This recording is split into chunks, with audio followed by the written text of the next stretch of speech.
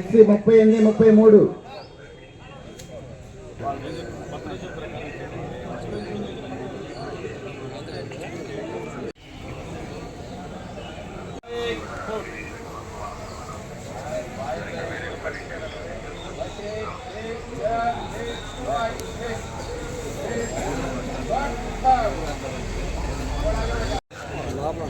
और 3 कदम बाएं बाजू चल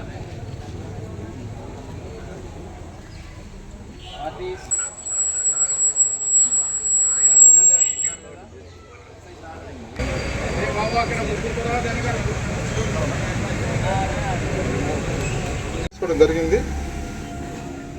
సో ఈరోజు ఈ కార్యక్రమంలో భాగంగా మనం ఈ యొక్క ప్రతిజ్ఞ ఒకటి కార్యక్రమం ఉంది. మన అందరం కూడా ఈ గంజాయి నిర్మూలనకి సహకరించి మన పిల్లలు కానీ మన పక్కింటి వాళ్ళకి కానీ ఇరుగు పొరుగు వాళ్ళందరికీ కూడా ఈ గంజాయి విషయంలో జాగ్రత్తగా ఉండండి అని చెప్పేసి తెలియజేయాల్సిన బాధ్యత మీరు అందరికి కూడా ఉంది. అది మీరు అందరూ కూడా చేయాలి. దానిలో భాగంగానే ఈ యొక్క ప్రతిజ్ఞ కార్యక్రమం ఉంది. ఇది మీ ఒక్కరికి తెలిస్తే 10 మందికి తెలియాలి ఒక్కళ్ళ ద్వారా. అది దీని ముఖ్య ఉద్దేశం. సో మీరు అందరూ కూడా ఈ ప్రతిజ్ఞ చేసి దీన్ని బాగా మీరందరూ చక్కగా వచ్చి పార్టిసిపేట్ చేశారు. ధన్యవాదాలు తెలియజేస్తున్నాను. Thank you. ప్రియమైన మిత్రులారా, ఏ దేశానికైనా యువతే శక్తి. సమాజం మరియు దేశం అభివృద్ధిలో యువశక్తి ముఖ్యమైన ప్రచారంలో గరిష్ట సంఖ్యలో యువత పాల్గొనడం చాలా ముఖ్యం. దేశం యొక్క ఈ సవాళ్ళను స్వీకరిస్తూ ఈరోజు మనం నషా ముక్త భారత్ అభియాన్ కింద ఏకమై సమాజం, కుటుంబం, స్నేహితులు మాత్రమే కాకుండా మనం కూడా మాదక ద్రవ్య రహితంగా ఉంటామని ప్రతిజ్ఞ చేస్తున్నాం.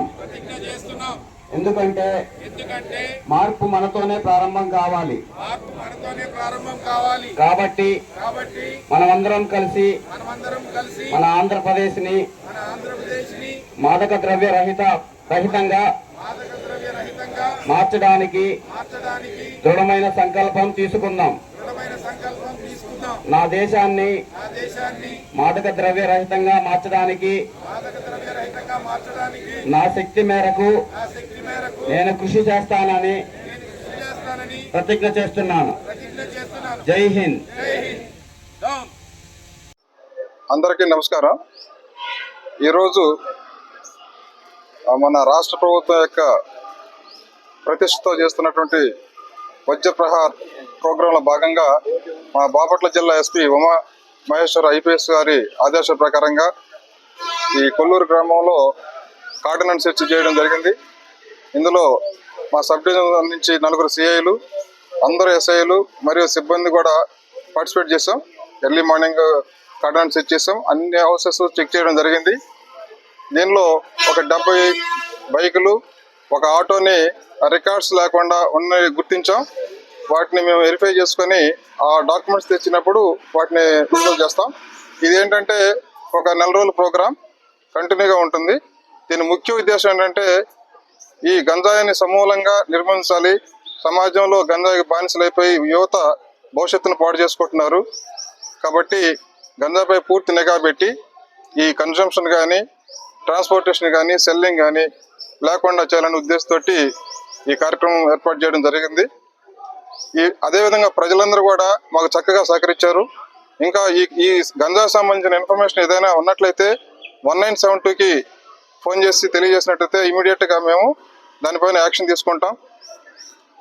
ముఖ్యంగా ఈ గంజాయి అలాగే నాటు సారాకి బానిసలైపోవడం, స్టూడెంట్స్ భవిష్యత్తు పాడు చేసుకోవడం జరుగుతామని చెప్పేసి ఇటుపైన మా సిబ్బంది ఎస్ఐస్ కూడా రేపల్లి సబ్ డివిజన్లో అవేర్నెస్ ప్రోగ్రామ్స్ కండక్ట్ చేస్తున్నాం. వాళ్ళ అవగాహన కల్పిస్తూ ఉన్నాం. ఇది ప్రజలందరూ కూడా దీనిపైన పూర్తిగా సహకరించాలని చెప్పేసి కోరుకుంటున్నాం.